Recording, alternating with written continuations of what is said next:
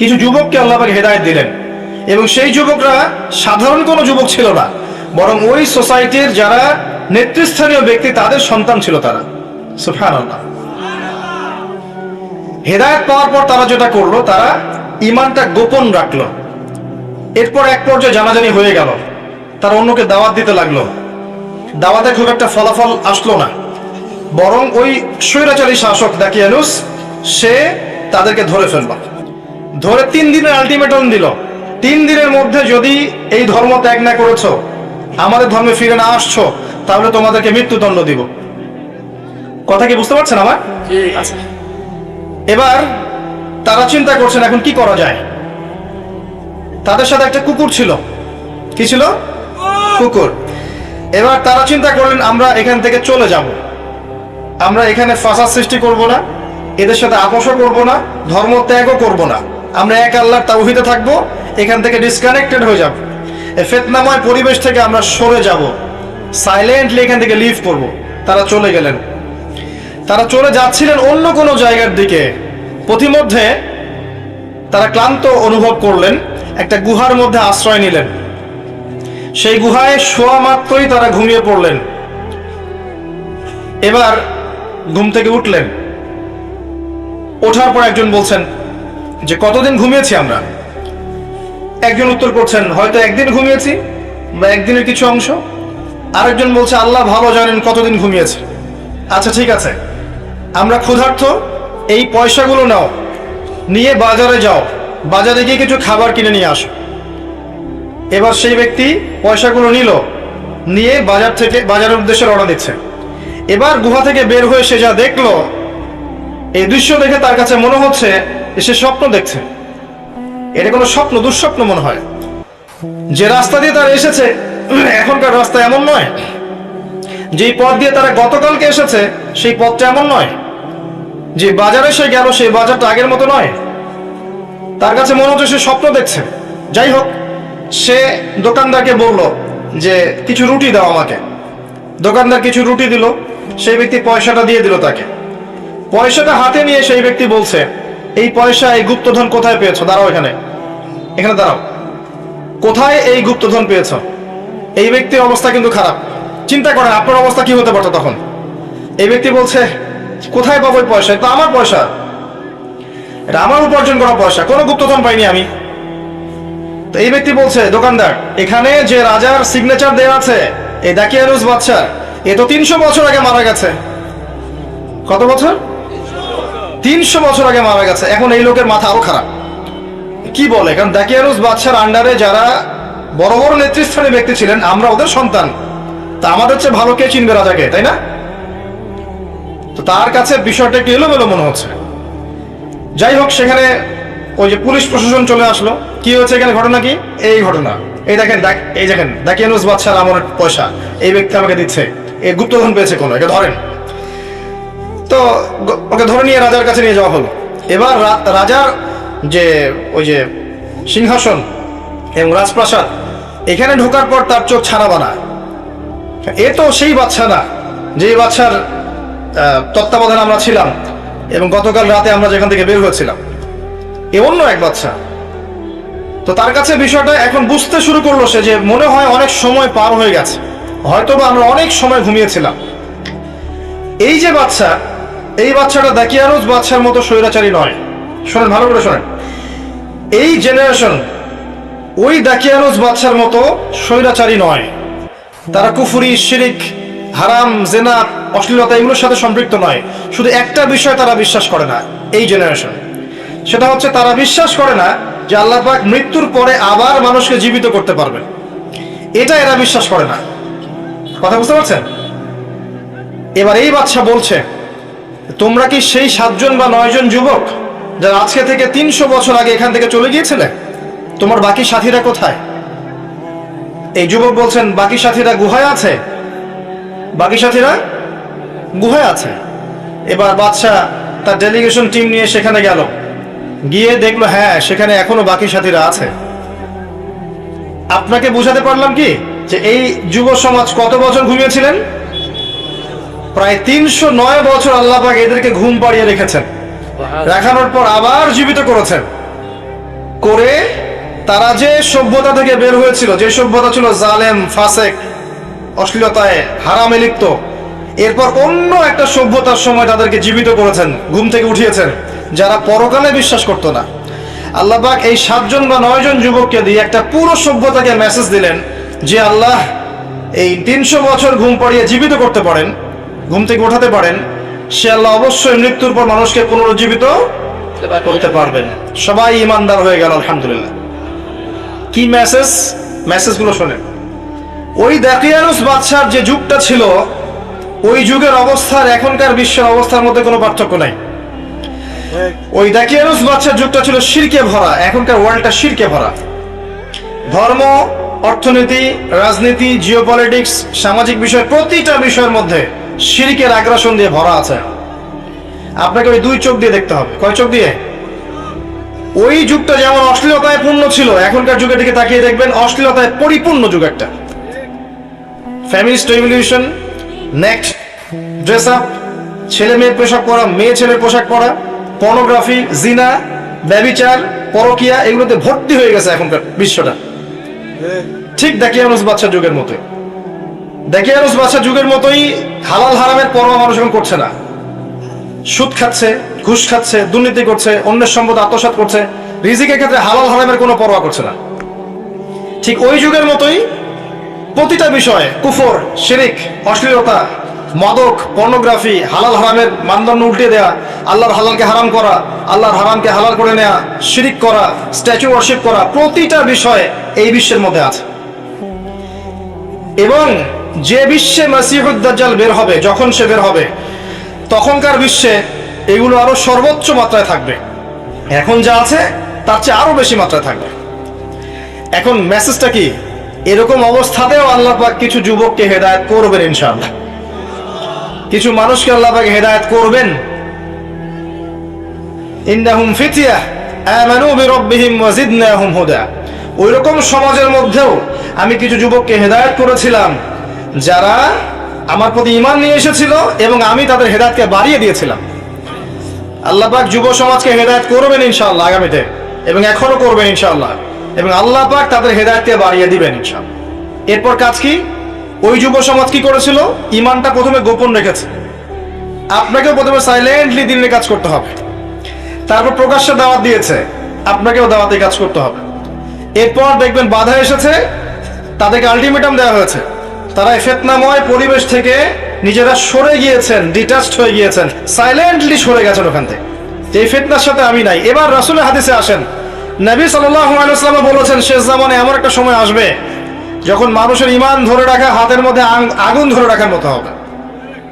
মানুষ সকালে মুমিন থাকবে, বিকেলে কাফের হয়ে যাবে, বিকেলে কাফের থাকবে, সকালে মুমিন হবে। মানুষ এমন হবে, ইয়াবিউ রাজুলু দীনাহু লিগরদি দুনিয়া, মানুষ দুনিয়ার স্বার্থে দিনকে বিক্রি করে দিবে।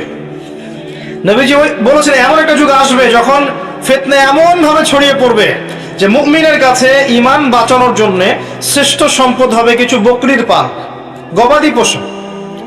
এগুলোকে নিয়ে সে পাহাড়ি এলাকায় চলে যাবে, সেখানে গিয়ে থাকা শুরু করবে, সমাজ থেকে ডিটাচড। ফিতনা এমন ভাবে ছড়িয়ে পড়বে। নবীজি আরো বলেছেন আমর ইবনে আস রাদিয়াল্লাহু আনহুকে, ফিতনাময় পরিবেশে তুমি কি করবা?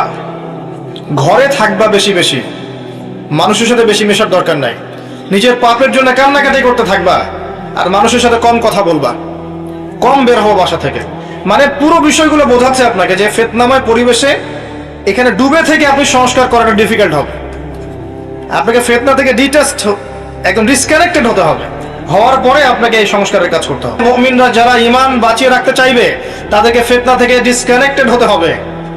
পরিবারকে সময় দেন, বাসায় থাকেন, বিনা প্রয়োজনে বাইরে বের হবেন না, বেশি বেশি তওবা ইস্তেগফার করেন, আমলনামা গুছিয়ে নেন, মানুষের সাথে বেশি মেশার দরকার নাই, বেশি ফিতনাময় পরিবেশে এসে সংস্কার করতে যাওয়ার দরকার নাই। আপনি নিজেকে নিয়ে ব্যস্ত থাকেন, পরিবারকে নিয়ে ব্যস্ত থাকেন, নিজের ঈমান আমলটা হেফাজত করার চেষ্টা করেন। কারণ এমন একটা পরিবেশ আসবে, এমন একটা পরিবেশ আসবে যে ফিতনাগুলো এত ভয়াবহ হবে যে আপনার কাছে এরকম ডিসকানেকশন ছাড়া কোনো পথই খোলা থাকবে না। এখন হয়তো তেমনটা নয়, কিন্তু আসবে আস্তে আস্তে সামনে। এখনো দাওয়াতি কাজ করছেন, প্রেক্ষাপট সবসময় এমন থাকবে না। ভৌগোলিক পরিবর্তন, মহামারী, ঘূর্ণিঝড়, জলোচ্ছ্বাস, ভূমিকম্প, আল্লাহর আসমানি গজব, জমিনি বালা দিন দিন বাড়তে থাকবে। মহামারী সিজনগুলো শেষ হোক, তারপর দেখবেন ওয়াবা'দাহু সানাওয়াতুজ জালাজিল, এরপরে আসবে জালজালার বছরগুলো, ভূমিকম্পের বছরগুলো। সামনে ভূমিকম্পের সিজন আসবে। আল্লাহু আ'লাম বিসওয়াব, কত সালে কখন আল্লাহু আ'লাম, বাট এটা একটা সময় আসবে। সানাওয়াতুজ জালাজিল এত সহজ হবে না আগামী দিনগুলো উম্মার জন্য। এমন ভাবে হাদিসের শব্দ এসেছে যে একজন মুমিন চিন্তা করবে যে আগামী দিনটার চাইতে চলে যাওয়া দিনটাই মনে হয় ভালো ছিল। মানুষ মনে করবে যে গতকালটাই মনে হয় আগামীকালকের চেয়ে ভালো ছিল। যাই হোক, মেসেজ, ফিতনাময় পরিবেশে আসহাবুল কাহফ যেই কাজটা করেছেন, এই কাজটা যদি আপনি করতে পারেন, নিজেকে নিয়ে ব্যস্ত থাকেন, নিজের আমল গোছান, আকীদা ঠিক করেন, নিজের পরিবারকে সময় দেন, আপনার সন্তানদেরকে মানুষ করেন, জ্ঞান অর্জন করেন, এই অনুযায়ী আমল করেন, হালাল রিজিক খান, আদর্শ পরিবারটা করেন, আপনি কম মানুষের সাথে মেশেন, বাসায় বেশি থাকেন, বিনা প্রয়োজনে বের হবেন না, ফিতনায় জর্জরিত হবেন না, ফিতনাকে গায়ে লাগিয়ে নিয়েন না, এবং নিজের পাপের জন্য আল্লাহর কাছে তওবা ইস্তেগফার করতে থাকেন। এটা আপনাকে ফিতনা থেকে অনেকটা বাঁচাবে ইনশাআল্লাহ। এছাড়া খুব বেশি অপশন নাই আপনার হাতে। এবার আসেন, আল্লাহ পাক এই যুবকদেরকে হেদায়েত দিলেন। মেসেজ, এরকম পরিবেশে আল্লাহ পাক কিছু যুবককে হেদায়েত করবেন ইনশাআল্লাহ তাআলা, এবং তাদের হৃদয়গুলোকে আল্লাহ পাক জুড়ে দিবেন। ওয়ারাবাতনা আলা কুলুবিহিম, আল্লাহ পাক তাদের হৃদয়গুলোকে জুড়ে দিয়েছিলেন। ইমানদার যুবকদের মনের মিল আল্লাহ পাক দিয়ে দিবেন ইনশাআল্লাহ। এটা আল্লাহ করে দিবেন ইনশাআল্লাহ। আর কি হবে দেখেন, তারা বলছিল যে আমাদের কওম আল্লাহ দ্রোহী হয়ে উঠেছে, তাই এখান থেকে আমাদেরকে গুহায় আশ্রয় নেওয়া দরকার। এখানে আপনাকে এমন ভাবে একটা নিজের শেল তৈরি করতে হবে, ইমানের একটা শেল, যাতে করে আপনার ইমানের সামনে জাহিলিয়াত পরাজিত হয়ে যায়। এবার তারা যখন ঘুমিয়েছিলেন, আল্লাহ পাক কি করেছেন জানেন? ওয়াতারা শামসা ইযা তালাআত, আয়াতটা কি জানি? ওয়াতারা শামসা ইযা তালাআত তাযাওয়ারু আন কাহফিহিম যাতাল ইয়ামিন ওয়া ইযা গরাবাত তাকরিদুহুম যাতাশ শিমাল। মাশাআল্লাহ, খেয়াল করে দেখেন, আল্লাহ পাক বলছেন যখন তারা গুহার মধ্যে ছিল, এই 7 জন বা 9 জন যুবক, এর কি সংখ্যা গরিষ্ঠ ছিল? অল্প কিছু মানুষ, ইমানদার বাট অল্প কিছু মানুষ, তাদের জন্য আল্লাহ পাক সূর্যকে ডান দিক থেকে হেলিয়ে উঠাতেন আর বাম দিক থেকে হেলিয়ে ডুবাতেন, যাতে তাদের ঘুমের কোনো ডিস্টার্ব না হয়। আপনি যখন ইমানদার হবেন, প্রকৃত ইমানদার, আল্লাহ পাক আপনার জন্য প্রকৃতিকে নিয়ন্ত্রণ করে দিবেন ইনশাআল্লাহ। যে যত বড় ইমানদার হবে, আল্লাহ পাক তার জন্য প্রকৃতিকে, আল্লাহ পাকের সৃষ্টিকে তার অনুগত করে দেবে ইনশাআল্লাহ আযজা ওয়া জাল্লা। আল্লাহ চাইলে ফেরেশতাদেরকে দিয়ে তাকে হেল্প করতে পারে ইনশাআল্লাহ। এটাও এখানে আছে, দেখাচ্ছে। তারা যখন ঘুমিয়েছিল, ফেরেশতাদেরকে দিয়ে আল্লাহ পাক একবার ডান কাত করাতেন, একবার বাম কাত করাতেন। তারা ঘুমিয়ে আছে, তাদের বডিটা যেন মাটিতে খেয়ে না ফেলে, এই জন্য আল্লাহ পাক ফেরেশতাদেরকে দিয়ে একবার পাশ পরিবর্তন করাতেন। আপনি আমি যদি ইমানদার হই, সত্যিকার অর্থে হকের উপর থাকি, আল্লাহ পাক তার ফেরেশতাদেরকে দিয়ে আপনাকে সাহায্য করতে পারেন। আপনি ঘুমিয়ে থাকা অবস্থাতেও আল্লাহ আপনাকে সাহায্য করতে পারেন। আসহাবুল কাহফের গল্পের মধ্যে এগুলো আছে, ঘটনার মধ্যে আরো আছে, দেখাচ্ছে। এই যে বাজারে গেলেন, এইগুলো নিয়ে যান, রুটি নিয়ে আসেন, আমরা ক্ষুধার্ত, ফালইয়ানজুর আইয়ুহা আজকা তুআমা, খেয়াল রাখবেন কোন খাবারটা উত্তম, পবিত্র খাবার।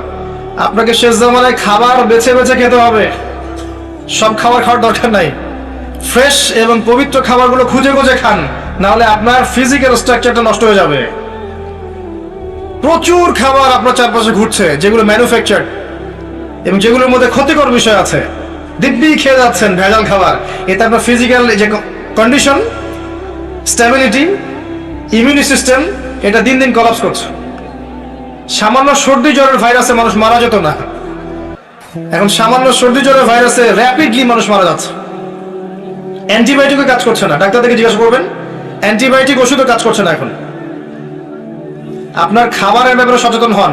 আসহাবুল কাহফ ঘুম থেকে উঠে বলেছেন আমরা ক্ষুধার্ত, খাবার কিনতে যাচ্ছ যাও, কিন্তু খেয়াল রাখবে কোন খাবারটা পবিত্র। কি সেন্স, খেয়াল রাখবে কোন খাবারটা পবিত্র। আপনাকে এই ফিতনাময় যুগে খেয়াল রাখতে হবে কি খাচ্ছেন, ভিতরে কি যাচ্ছে। পবিত্র খাবার খুঁজে খুঁজে খান। একটা মেসেজ দেই, 300 বছর পর পকেটে হাত ঢুকিয়ে মুদ্রা বের করেছেন। কত বছর পর?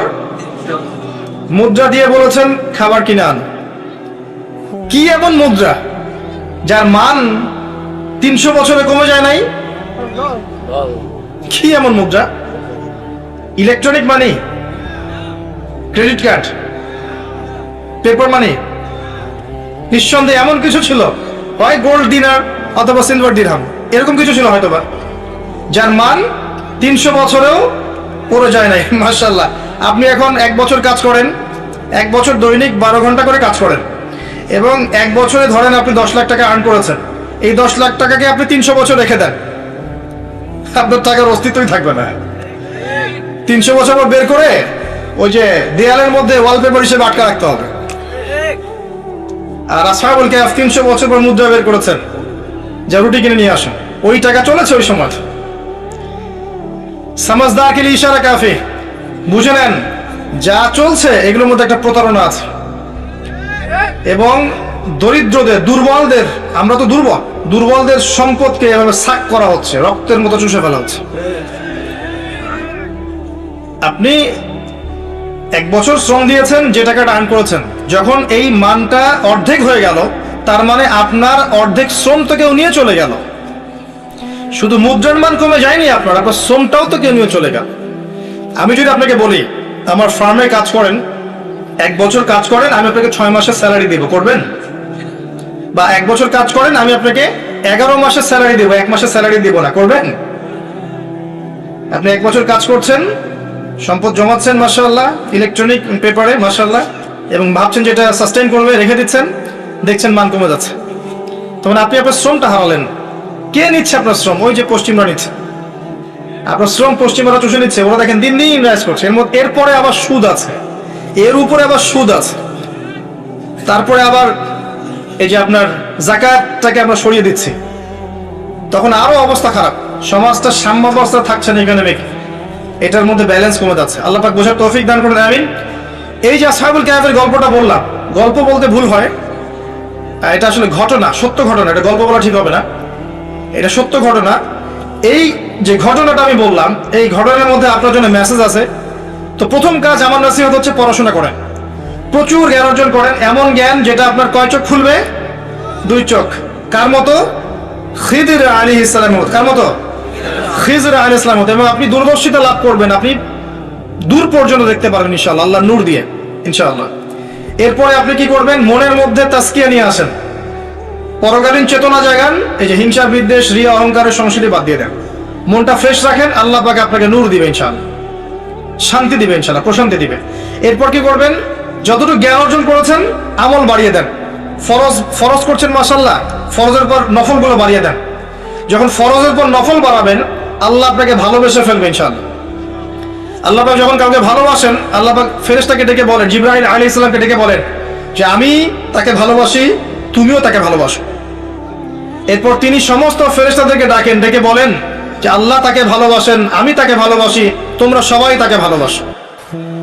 এরপর ফেরেশতারা পৃথিবীবাসীকে বলেন যে আল্লাহ ওই বান্দাকে ভালোবাসেন, জিবরাইল আলাইহিস সালাম ভালোবাসেন, আমরাও ভালোবাসি, অতএব হে জমিনবাসী তোমরাও তাকে ভালোবাসো। এরপর ওই ব্যক্তির প্রতি জমিনবাসীদের মনের মধ্যে আল্লাহ পাক ভালোবাসা নাযিল করে দেন। কথা বুঝতে পারছেন? আত্মশুদ্ধি অর্জন করে, তাসকিয়া। এরপরে দৈনিক সুন্নাহর উপর আমল করেন, ডেইলি সুন্নাহ, 24 ঘন্টার কোনো সুন্নাহকে বাদ দিয়েন না। ঘুম থেকে ওঠা থেকে শুরু করে ঘুমানো পর্যন্ত প্রতিটা কাজ নবী সাল্লাল্লাহু আলাইহি ওয়াসাল্লামের সুন্নাহ মতো করার চেষ্টা করেন। প্রত্যেকটা দিনকে কাজে লাগান, একটা দিন একটা রাত হিসেব করে করেন, নোট আউট করেন। আজকে কত টাকা নামাজ পড়েছেন, আজকে 5 ওয়াক্ত পড়েছেন কিনা, আজকে মানুষকে দাওয়াত দিয়েছেন কিনা, আজকে 1 টাকা সাদাকা করেছেন কিনা, আজকে ইসলামিক কোনো বই পড়েছেন কিনা, আজকে কোনো মেয়ের দিকে চোখ তুলে তাকিয়েছেন কিনা। নিজে নোট আউট করেন, নিজের আমলনামা সাজান, রাত্রেবেলা এরকম করে তাদাব্বুর করেন, আত্মসমালোচনা করেন। ঠিক আছে? পরের দিনটা যেন আজকের চেয়ে বেটার হয়, এই চেষ্টা করেন, এই চেষ্টা করেন। এরপরে আমি বলবো হালাল রিজিক সার্চ করেন। যুবকদেরকে বলবো যে হতাশ হবেন না, আল্লাহ পাক আপনাদের সাথে আছেন ইনশাআল্লাহ। আল্লাহ পাক যুবকদেরকে ভালোবাসেন এবং যুবকদের জন্য আল্লাহ পাক আরশের ছায়া দিবেন ইনশাআল্লাহ।